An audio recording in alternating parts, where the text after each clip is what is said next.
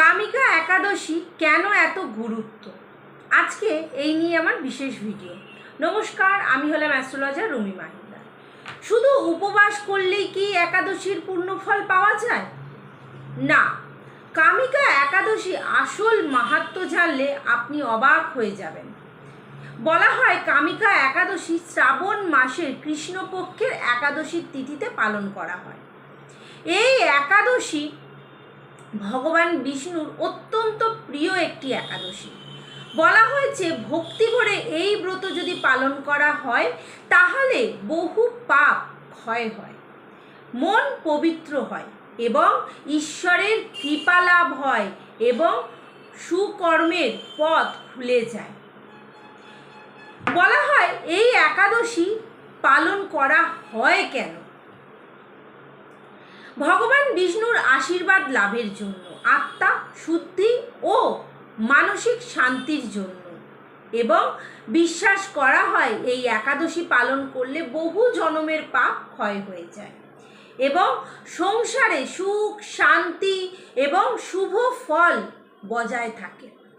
এই একাদশী কিভাবে পালন করবেন এবং এই একাদশীর দিন কি কি নিয়ম পালন করবেন? সকালবেলা স্নান করে উঠে পরিষ্কার বস্ত্র পরুন, ভগবান বিষ্ণু ও মা লক্ষ্মীর নাম জপ করুন এবং পূজা করুন। ওম নমো ভগবতে বাসুদেবায় নমঃ এই মন্ত্রটি 108 বার না হলে 21 বার অবশ্যই জপ করুন।